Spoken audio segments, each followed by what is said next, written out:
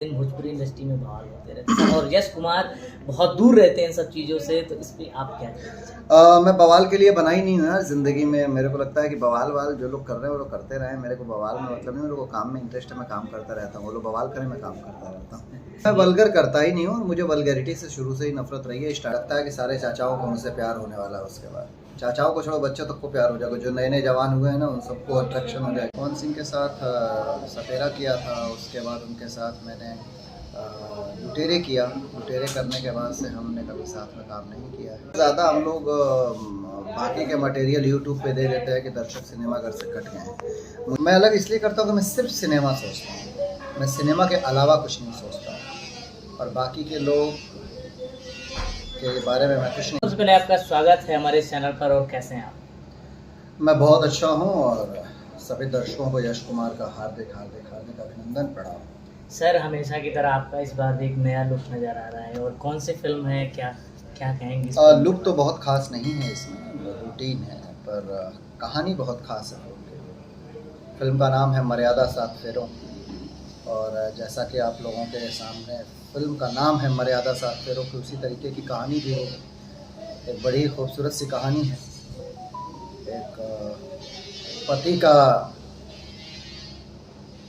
अपनी पत्नी के लिए एक ऐसा त्याग, एक पत्नी का अपने पति के लिए ऐसा त्याग जो बहुत कम सिनेमा में आता है। भोजपुरी में शायद इस तरीके की फिल्म नहीं बनी है, तो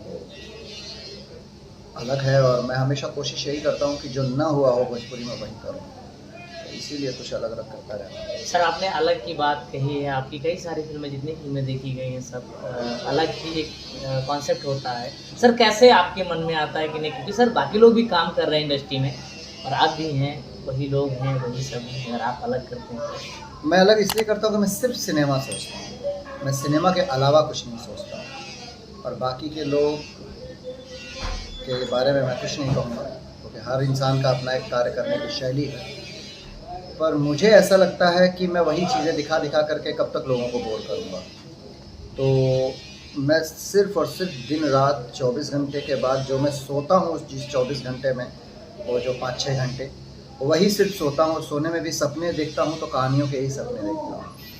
तो शायद इसीलिए मैं कुछ अलग कर पाता हूँ कि हमेशा मैं सिनेमा के बारे में सोचता रहता हूँ। सर, एक फिल्म में डायरेक्टर का बहुत बड़ा योगदान होता है। इस फिल्म में जो आपके डायरेक्टर हैं, क्या नाम है उनका? विष्णु शंकर बेलू जी डायरेक्टर हैं इस फिल्म के और विष्णु शंकर बेलू जी काफ़ी सुलझे हुए निर्देशक हैं। उनके साथ मैंने एक फिल्म की थी सबसे पहले, सपेरा 2014 में।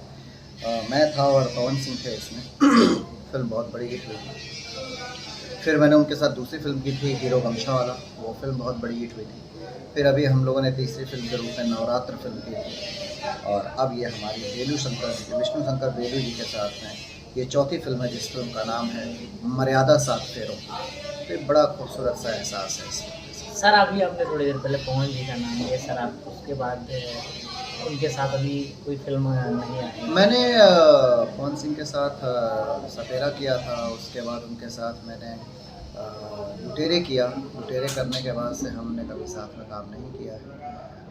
कभी संयोग बना तो शायद करें। संयोग की बात की सर, आपका होम प्रोडक्शन है यश कुमार एंटरटेनमेंट सर, और अच्छी अच्छी फिल्में करता है हमेशा यश कुमार एंटरटेनमेंट। सर, कभी ऐसा होगा कि नहीं खेसारी जी या पवन जी या और अदर किसी के साथ आपको? मुझे लगेगा कि ये कहानी ऐसी है और इस कहानी में मुझे पवन सिंह को या खेसारी लाल यादव को या बाकी के अन्य कलाकारों को लेकर के अपने बैनर से फिल्म बनाना चाहिए तो डेफिनेटली बनाऊंगा।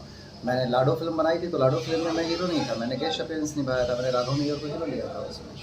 तो जब मुझे लगता है कि इस फिल्म के लिए मैं उपयुक्त कलाकार नहीं हूँ तो मैं उसमें हीरो दूसरे को लेता हूँ। हाँ, मुझे कहानी दिल को छू जानी चाहिए, मुझे ऐसा लगना चाहिए कि ये कहानी यश कुमार एंटरटेनमेंट से बनेगी, फिर हीरो कोई भी हो। तो ऐसी एक सोच रखता हूँ मैं।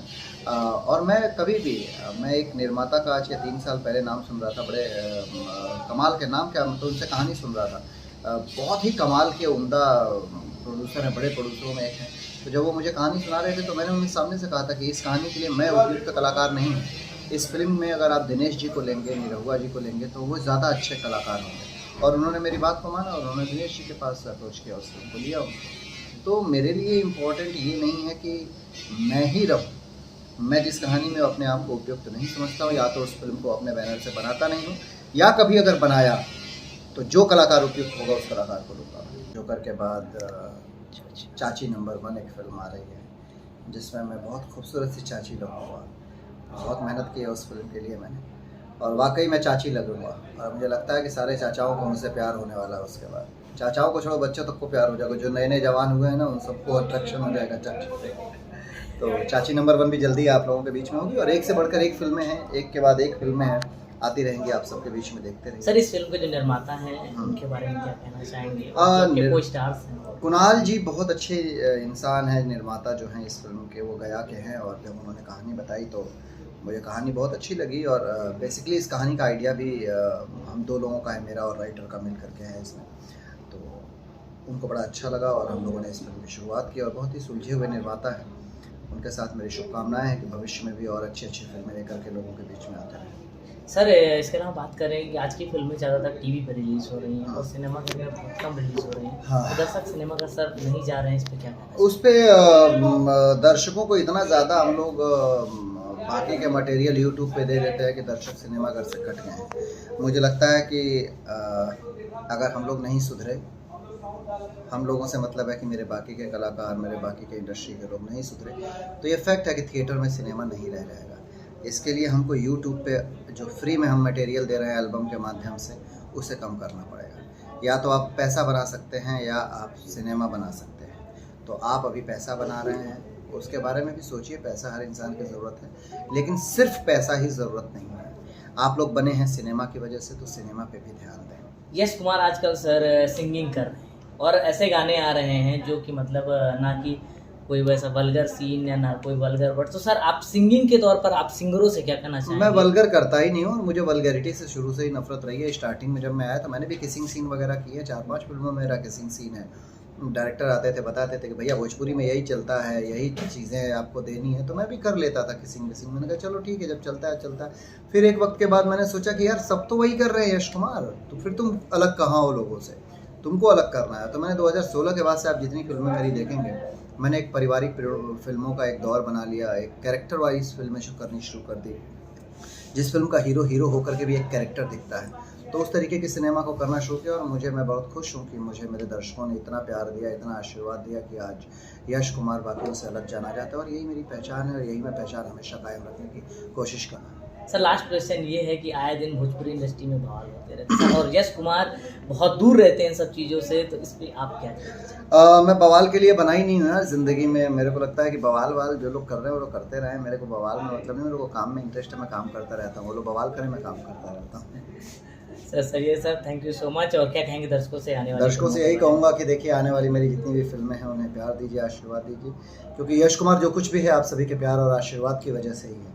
आप सबका प्यार आशीर्वाद नहीं होता तो यश कुमार नहीं होता। और मैं आप लोगों के आशीर्वाद का प्रार्थी हूँ, प्यार का प्रार्थी हूँ। उसे देते रहिए ताकि मैं अपनी अंतिम सांस तक अपने अभिनय के माध्यम से आप सबके सेवा करना चाहूँ। That's it. Thank you so much sir.